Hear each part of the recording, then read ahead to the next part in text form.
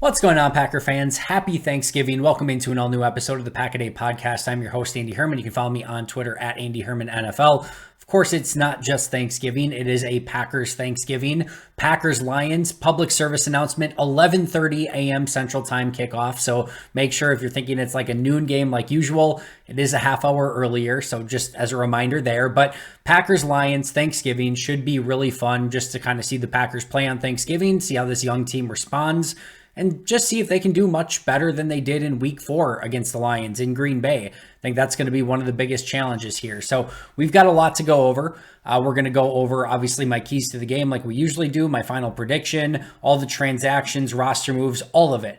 But before we get there, I do want to sincerely say thank you. Pack-A-Day podcast is obviously my full-time gig, my life. I've dedicated everything I'm doing right now to it, and you guys make that possible. So thank you so much for being a part of it, checking out Pack-A-Day podcast whenever you do. If this is your first time, thanks for being here. If you've come here multiple times or every day or whatever you do, I just really appreciate you and appreciate you making Pack-A-Day podcast a part of, hopefully, your daily routine. All right, let's get to the transactions first. First and foremost, from an IR standpoint, Green Bay did put 2 players on IR, Luke Musgrave and Emmanuel Wilson, which does mean that both of them will be out at least 4 games starting this week. So Musgrave, Emmanuel Wilson will not be back on the roster for about a month at the earliest. And of course, we'll have to keep an eye on Musgrave to see if he's able to come back at any point this season. With those 2 open roster spots, they did add 2 players to the active 53-man roster. Those 2 players, James Robinson, the running back, that one's an interesting one, right? He's obviously had a very interesting career. He started off great as an undrafted free agent in Jacksonville. Then he gets traded. The trade doesn't go well. He ends up in New England later. He signs New England, decent deal this offseason. He ends up getting cut really quick. I don't even think he made it like remotely through training camp. I don't even know if he made it to training camp, but either way, he ends up in Green Bay's practice squad at one point, then just gets released right off the practice squad, and now they bring him back and now put him on the active 53-man roster. He will be active for this game, so he'll be an interesting one to keep an eye on. The other one is Bo Melton, and they could have gone with Grant Dubose. I know some people were surprised they didn't go with Dubose. I was not. In my opinion, Melton is the better, well-rounded wide receiver, and Melton has more special teams value, which is probably one of the main reasons that he was the choice over Dubose as well. So not surprised it wasn't Dubose, but Melton gets the call, and he is now on the active 53-man roster as well. Meanwhile, Green Bay did elevate 2 players from the practice squad to the roster for game day. Those 2 players, Benny Sapp III, who was active last week. He was their dime defensive back last week. They only went dime on 1 snap, but he was their dime defensive back. We'll see if he takes up that mantle again. I'm sure a lot of that's going to be dependent upon the Jair Alexander and Rudy Ford injuries, which we'll get to in just a moment. But he's elevated for game day. And then Henry Pearson. If you're excited to have a fullback back on the roster, this elevation is just for you. Henry Pearson is elevated. He will serve as the fullback / H-back and probably a little bit as like an emergency tight end or even really a number 3 tight end as well, because there's only 2 tight ends that are active, Tucker Kraft and Ben Sims, and then Henry Pearson will have to take any snaps after that. So Henry Pearson, Benny Sapp III elevated, James Robinson, Bo Melton to the 53, Emmanuel Wilson and Luke Musgrave to IR, and again, out at least 4 weeks. Now, from an injury report standpoint, 2 players were officially ruled out. One, Aaron Jones, no surprise there. The other was Darnell Savage. Savage did practice would have practiced throughout the week had there been consistent practices. He is still on IR. His practice window open. They have 3 weeks to activate him from the time that they open that window, so they still have a couple weeks left. Nothing urgent at the moment. There was some question as to whether or not he'd be able to play, but they did not activate him off of IR, and they did officially rule him out. So Darnell Savage, Aaron Jones are out for this game. Doubtful is Josiah DeGuara, and probably the main thing that you need to know here is they did bring up Henry Pearson. I don't think they probably would have done that if DeGuara was good to go, so I would not expect DeGuara to play in this game in any capacity, and again, expect Henry Pearson to take his place on special teams, fullback, H-back, and again, maybe even a little tight end. Questionable in this game are 5 pretty important players. Jair Alexander, questionable. Devondre Campbell, A.J. Dillon, Rudy Ford, and Dontavian Wicks. Now, there's varying degrees of interest here. Jair and Rudy Ford did not play last week. It seemed like they were kind of close, especially Jair. Ford then practiced, or at least was supposed to practice right away this week. So you hope that maybe they're able to go, but again, they're officially questionable.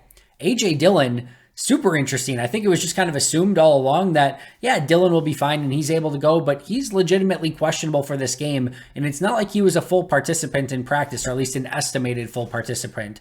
I expect him to go, but that's an interesting one because if he can't go, you're down Wilson, Jones, and Dillon, and now it's literally Patrick Taylor and James Robinson that would have to do all the running back duties. There's nobody else. I mean, they could go in a different direction and use some wide receivers or Keyshawn Nixon or something, but I would fully expect that it would be James Robinson and Patrick Taylor taking the full running back duties if A.J. Dillon can't go. I expect Dillon to go, but it's still an interesting one. And then Devondre Campbell, we'll talk a little bit more about him in just a moment. And then Dontavian Wicks is the other one where when he had the concussion protocol stuff, really easy to assume there's no chance that he plays on Thursday. I still think he's probably a long shot to play in this one and clear concussion protocol in time, but there are varying degrees of concussions, and maybe his was super mild or maybe it was just precautionary. We just don't know. The fact that he's just questionable in general is good news, at least that it doesn't seem to be anything too serious, because you never know with a concussion, and we'll see if he can play. I'm not expecting him to.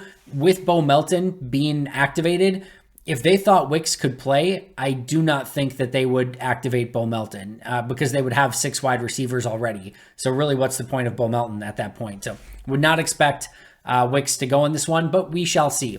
Now, from a estimated participation in practice standpoint, the one player who was listed as a full participant from the questionable group was Devondre Campbell. So if you told me that one of the questionable players played, I would probably expect it to be Devondre Campbell. Now, he does have that stinger neck issue, and you never, can really be too careful with that stuff. But the fact that he, again, quote unquote, practiced in full probably makes him more of a probable than a questionable, but we'll have to wait until inactives. And then again, the limited, participation for those who were questionable: Jair Alexander, A.J. Dillon, Rudy Ford, and Dontavian Wicks. The interesting one as well, Jaden Reed. He was off the injured list and full participant in practice. So he is going to go in this game and is probably the best piece of good news from the injury report and all the transactions on the day. What that leaves you with at running back, I still expect you to have A.J. Dillon at running back as the primary ball carrier with Jonathan Taylor would be nice. Patrick Taylor getting the number 2 spot and kind of being in on obvious third down situations, pass protection, catching the ball out of the backfield, doing some of that stuff. In some 2-minute drills, I could see Patrick Taylor being the guy, but expect Dillon, assuming he's good to go, to be the guy with Patrick Taylor spelling him. And then James Robinson, expect him to kind of be, again, this is just guesswork, but I would expect him to be in that Emmanuel Wilson role where maybe he gets a handful of snaps and maybe a carry or 2 within the game, assuming Dillon is good to go and ready to play a full workload in this game, which we can't assume with him being questionable, but that's what I'm going with as we're recording this right now. H-back, fullback will be Henry Pearson for DeGuara. Wide receiver, I expect Watson, Dobbs, and Reed to be your primary 3. I still expect Malik Heath to be that number 4. They've been working him in a little bit more.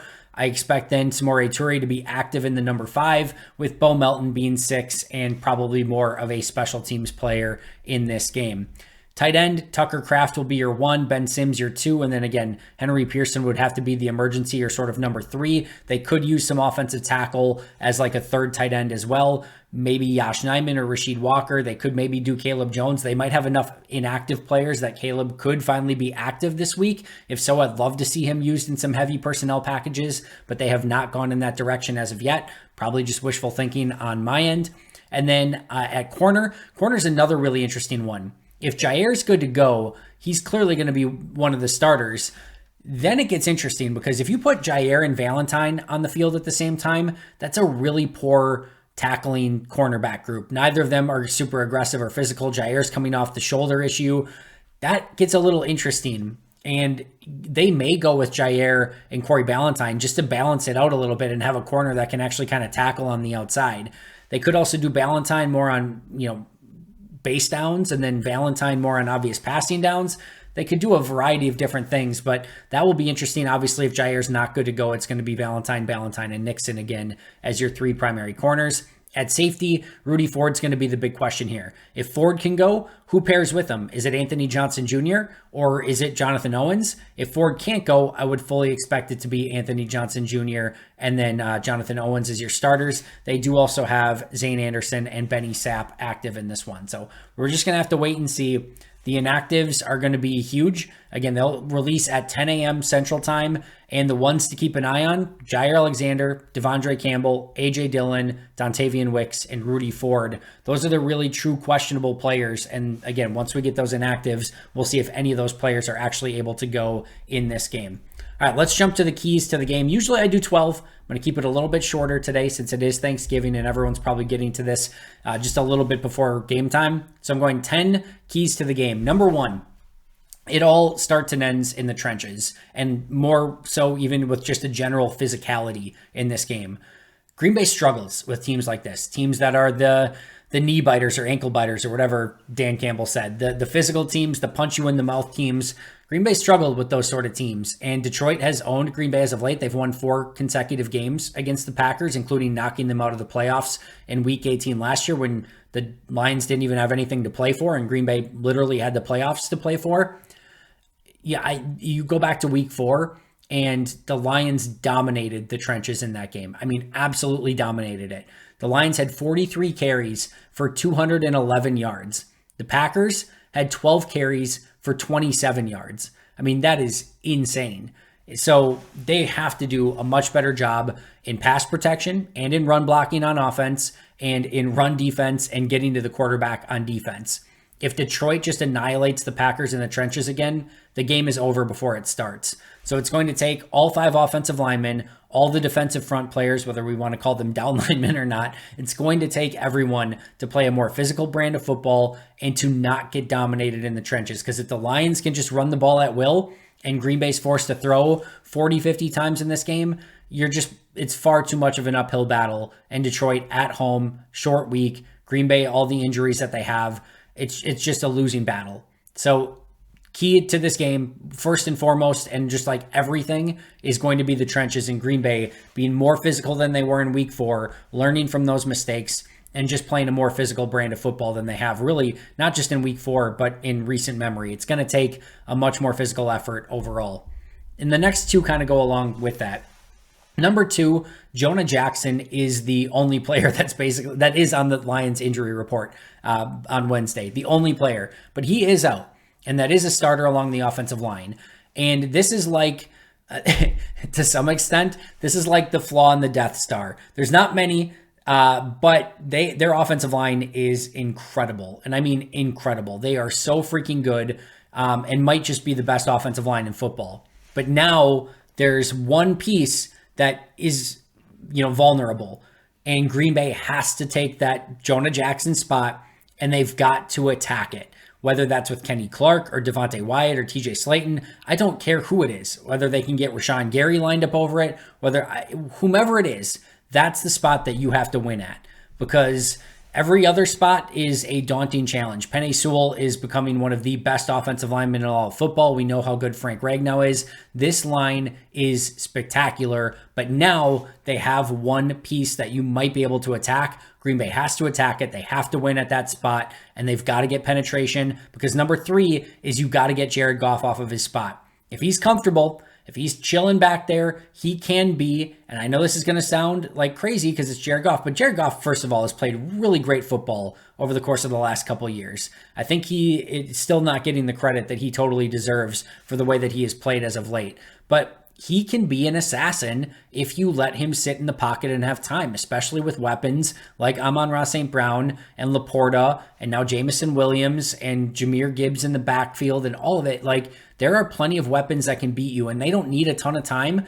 And if you give Jared Goff a free rein and are not pressuring him and are allowing him to just kind of stay on his spot and survey the field, you are asking for a very long day at the office. So you got to, again, win in the trenches is 1. 2 is you got to attack that Jonah Jackson spot. And 3 is you've got to find a way through all of that to get Jared Goff off of his spot, or he will pick you apart all day long.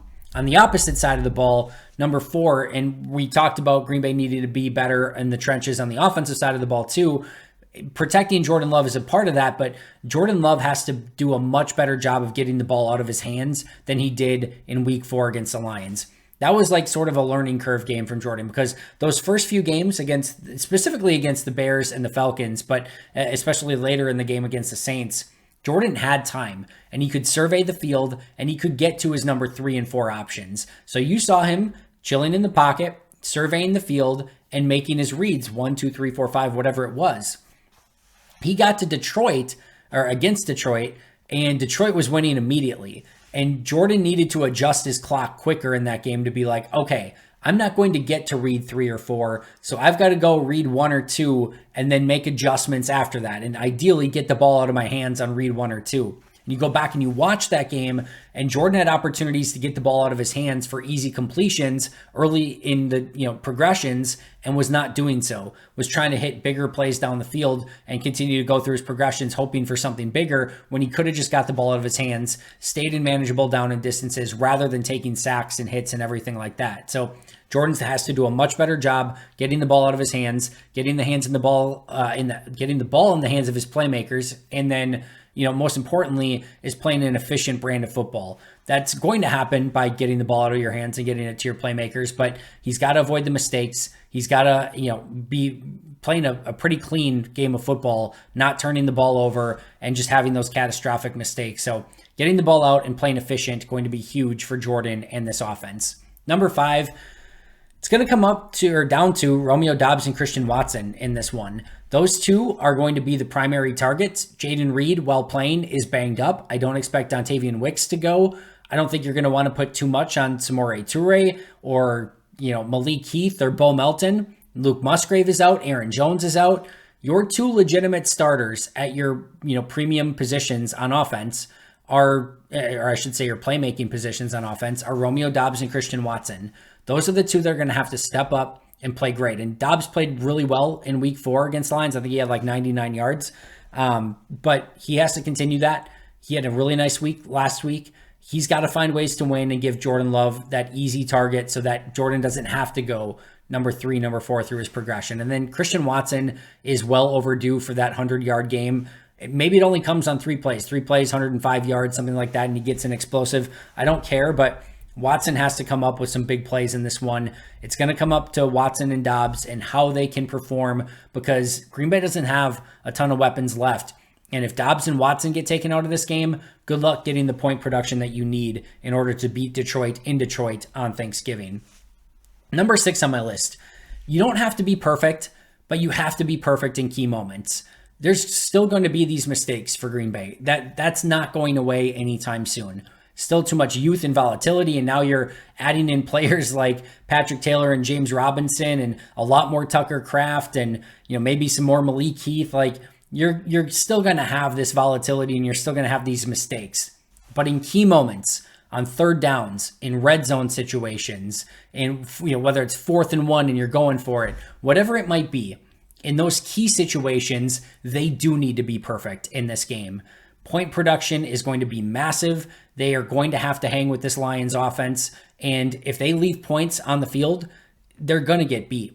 So it's going to take those moments when they get in the red zone to turn those red zone opportunities not into field goals, but into touchdowns. Again, when you have a 3rd and 5, and especially in those manageable 3rd down situations, you got to keep moving the chains. You got to keep your defense off the field. You got to keep your offense on and hopefully matriculate your way down the field to get that point production. So I'm not saying that Green Bay needs to play a perfect game of football from beginning to end, but when you get into some of those key situations, that's when they need to be perfect. Honed in, have that attention to detail, and understand that those are the moments in this game that are going to win or lose you the game. And if this is the same volatile team in those situations where, they make a couple plays here and there, but they also have some really bad mistakes and missed field goals and whatever it might be, you're going to get beat. So it's going to come down to those key situations. And in those situations, that's when Green Bay needs to be perfect in this one. Number 7 is, while you need to be perfect in those key situations, and while you need to get the point production to hang with the Lions, don't just chase points either. There's an issue sometimes where teams going in expecting that they got to put up 30 points to hang with the opposing team will leave points on the field and will chase points when if they just would have, kind of taken the points when they were there, they would have been able to hang in the game longer. And maybe you get a turnover or something that goes your way at the end and you've got a real chance to win the game. When you're the underdog, the longer that you hang around, the more pesky and annoying you become, the more the crowd starts to get anxious, the more the home team and the favorite starts to get anxious of like, why aren't we putting this team away? If you go for some of those big conversions on fourth down or whatever it might be, you got to come away with points. But because if you chase points and you don't come away with anything, you're really setting yourself up for failure. So be at your best in those key situations, but don't over chase points, because if you do that, you're going to take points off the board trying to chase them. And it's just going to give Detroit even more leeway to, maybe even if they do make a mistake here or there, it's not going to matter because you're not turning those opportunities into even any points, much less getting the points that you were hoping for when you got down the field in the first place. Number 8, rally and tackle, rally and tackle, rally and tackle. This is a bad tackling team. That is not going to fix itself on a short week. That is not going to fix itself this season. They're bad at tackling and they're going to be bad at tackling. But one of the ways that you can help that a little bit is by everyone rallying to the football so that if the first person misses the tackle, at least there are the second and third and fourth people there to make it so that, it should have been a 3-yard gain if the first person made the tackle. Now it's a 5-yard gain, but let's not turn it into a 20-yard gain. And really, what I was going to go for here was like, you have to have a plan for Equanimeous St. Brown. Amon-Ra St. Brown, excuse me. You got to have a plan for Amon-Ra St. Brown. But you also have to have a plan for Sam Laporta. You also have to have a plan for Jahmyr Gibbs. You probably need to at least be aware of Jameson Williams down the field. Like, there's just a lot of guys that you have to have a plan for. And truthfully, you can't have a plan for all of them. So those guys are going to make their plays. There's going to be big moments, but you have to make sure that you are tackling and rallying to the football so that those plays that they do make end up being 10, 12-yard gains rather than 30, 40-yard gains, because you can't have another situation like Jonathan Owens last week where, that's a sucky play no matter what. But if you can hold that sucky play to 15 yards rather than like a 40-yard touchdown or whatever it was, that's a whole heck of a lot different. That's what Green Bay needs in this game, because those guys are going to get theirs, but you have to make it so that it's minimized as much as humanly possible. Number 9, you cannot start slow again. They started brutally in that Week 4 game against the Lions. If they start slow and the Lions are up, 20-3 at half again, all right, you're not coming back. And crazier things have maybe happened, but you're really setting yourself up for failure if it gets to that point. So Green Bay's opening drive, I don't care what happens with Detroit's opening drive, but Green Bay's opening drive needs to hopefully be well scripted out, and you need to find points on that drive. And you just can't have the situation again where Green Bay ends up with 3 points or less at halftime, and Detroit is probably getting some point production. And all of a sudden, like I said, it's 20-3 and you're just chasing everything in the second half. Not a recipe for success and not a situation that Green Bay wants to get itself in again. And number 10, the most important one, the waxing gibbous. Yes, you heard me right. The waxing gibbous. According to Jay Cutta, since the AFL-NFL merger, the Lions are 0-12 on Thanksgiving when the moon is in a waxing gibbous phase. And yes, the moon right now is in a waxing gibbous phase. The Lions, their kryptonite is Thanksgiving game with a waxing gibbous, according to Jay Cutta. Did I fact check this? I certainly did not. Do I care enough to fact check it? I really do not. But according to Jay Cutta, the Lions are very defeatable in this exact lunar cycle. Is that a lunar cycle, a moon cycle, whatever it might be? When the waxing gibbous comes along and it's a Thanksgiving day, the Lions simply cannot win football games. I wish I could say I was making that up, but that is a literal tweet that I read, so you had to hear it too. So maybe there is hope. Maybe there is hope in the waxing gibbous and the Packers can somehow find a way to come away with a win on Thanksgiving. I am not trusting the waxing gibbous. My official prediction in this one is Lions 30, Packers 23. I do think they make progress. I think they play better than they did in Week 4. I think they might even give the Lions a little bit of a scare, but I think the Lions are just too good. And again, Lions 30, Packers 23. Hope everyone enjoys their Thanksgiving. Really quick to run down those 10 keys again. The trenches / physicality, attack the Jonah Jackson spot, get Jared Goff off of his spot, let Jordan get the ball out of his hands and let the playmakers do the heavy lifting. Dobbs and Watson got to come up with a big game. You don't have to be perfect, but you got to be perfect in big moments. Don't over chase points. Rally and tackle. Don't start slow. And trust in the waxing gibbous. Again, thank you guys so much for letting me be a part of your Packers routine, whenever that might be. Really appreciate you guys. I love this Pack-A-Day podcast community. All of our podcasters that are on the audio version, all of our amazing guests that are on the videos, and all of you for listening, supporting everything you do. It literally means everything to me. So thank you, thank you, thank you so much. I hope you have a wonderful Thanksgiving. Hope you all join me in a Thanksgiving pizza. Hopefully we can enjoy a Packers victory. That would be amazing. I will be live for a Packers post-game show as soon as the game is done. So if you're not doing anything for Thanksgiving, or maybe the food's not quite ready yet, make sure to check that out. I will see you guys then. We'll be back tomorrow as always, 365 days a year. Check out those Pack-A-Day podcast memberships if you have not yet. Shout out and a special thanks today on Thanksgiving to our Hall of Fame and All-Pro members, Most Hated Minnesotan, PJ Wynn, John Wild, Shea Bradad, Arnaldo Espinoza, Jennifer Wright, Boom Handle, Donald Lee, and Lori Lord. I will see you guys soon. Enjoy the game. Go Pack Go. But until next time, and as always, let's say it again, Go Pack Go.